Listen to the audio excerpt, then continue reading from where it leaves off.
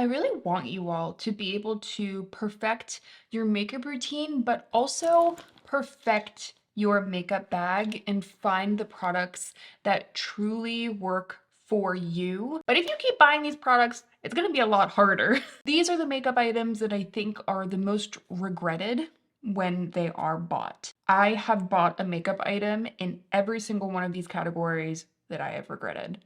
And I thought we would also do our makeup together today. A couple of creators have done similar videos to this, Christina and Ella, so I'll leave their channels down below. Two creators I absolutely love. Let's first talk about makeup, and I'm gonna call this makeup Goldilocks makeup. This is the makeup that is not too dry, not too dewy, not too pigmented, not too sheer. It's makeup that is just right.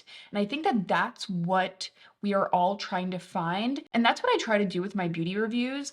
I'm really trying to share with you all the nitty gritty on all makeup products so that you ultimately can find the product that works for your preference. Because just because I like it doesn't mean that you will. So Goldilocks makeup is not the makeup that we will regret. The makeup we will regret is the makeup on the other extremes. The bed that's too stiff, the bed that's too soft. Products that lean to extremes are so often geared towards a very small amount of people. And that doesn't mean that they aren't good in their own right, but they will be very often regretted by like the majority of people.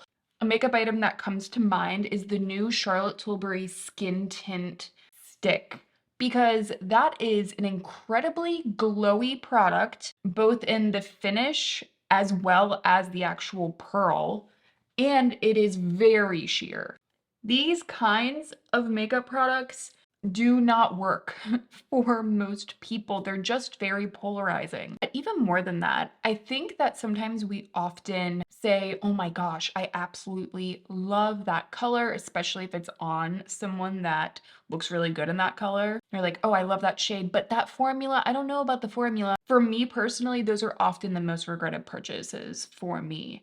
We want it to be able to work because we really like the color, or with a formula with a really bad shade. This is very common. I love the formula of a foundation, but the shade match is really not great. A product I think of in specific are the Anastasia cream bronzers. I think that that formula is absolutely beautiful. The texture is insane. I think it's one of the best formulas they've come out with. But I do not have a bronzer shade for me in that range. And I bought so many from the line to try and find my bronzer shade, and it was not there. And not that I'm complaining necessarily, like I know that being someone that is more light-skinned, I have way more options than a lot of people do. But I think it's kind of important to remember that there are makeup products that are going to have a beautiful formula and a shade for you. Like, I don't want you guys to be afraid to be picky. As someone that is very picky with makeup, has led me to finding some absolutely insanely beautiful products for me.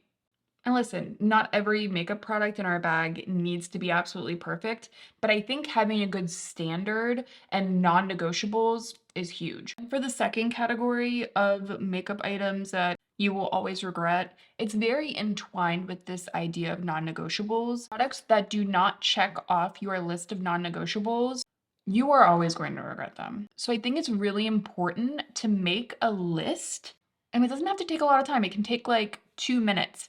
Write down your non-negotiables for each makeup category or for the makeup item that you are searching for, and just stick to it.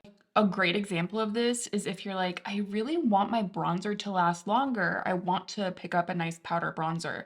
But then you find a formula and a shade that applies really beautifully and you love the color, but then the formula itself is not long wearing, then there's no point in the purchase from the beginning.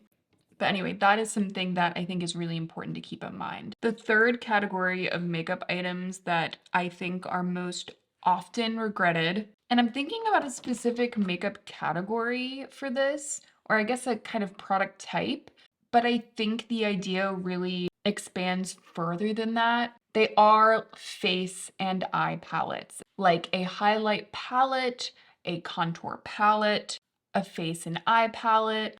When I was looking back at products that I have regretted buying this year, one of my top regrets was purchasing I think it was called the Hyper Real palette from Natasha Denona. I mean, what does it say that I don't even remember the name? These palettes are always so beautiful in theory.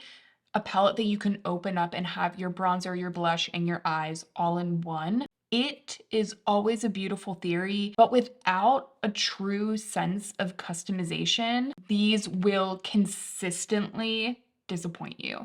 And they've consistently disappointed me. Not to mention, I think a lot of brands often cater these palettes, especially if it's just one SKU, to folks with like light to medium skin. But even when brands do release multiple palettes for everyone's skin tone, there is still such a lack of customization because of just the nature of the product. And when we're already talking about Goldilocks makeup, you know, the makeup that is just right, it's already hard to find colors and formulas that work for you. So when you're buying this entire palette with a blush, with a bronzer, with a highlight, with eye colors, with eyeshadows, it's kind of the nature of it. The probability is going to be a lot higher that you're not going to like a certain item in the palette. And that has been consistently the case with me.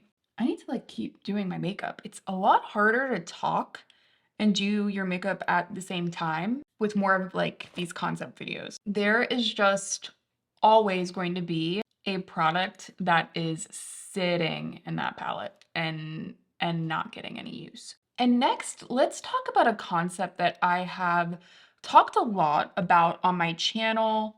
I did an entire video about the culture of makeup dupes. I did even recently talk about it in my how to invest in makeup purchases video. Highly recommend checking out that video too if you're looking for green and red flags for different makeup categories like your bronzer, your blush, things that I kind of look for to ensure that my makeup purchase is going to be a good one and I'm gonna love the product.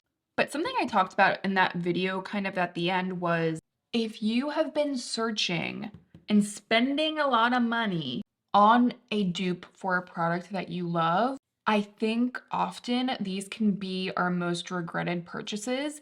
And even if they're more affordable, they can add up. So I'll give you guys an example in my real life. I have loved the Bobbi Brown Vitamin Enriched Face Base for a very long time. And it is an expensive makeup product. There's no way around it. It is expensive. And especially when I was just starting my channel and coming out with reviews, I realized that so many creators were promoting makeup dupes that like weren't dupes. Like these products were nothing like the original items. By the way, I'm gonna try out this new Fenty blush, the shade Petal Poppin'. They sent these to me, and I think this color is really pretty. So I would go out and spend all this money on these dupes for products, and then I get them home, and I was like, this product, this product is nothing like the original. It honestly started to make me wonder, like, if the people coming out with these videos had even tried the original, like they were so far off. And I honestly spent like so much money on a lot of fake dupe products for a long time. So I, of course, ended up becoming very jaded by the idea of dupes. By the way, I love this blush. This is so pretty. This is the shade Petal Poppin'. It has this like really silky formula.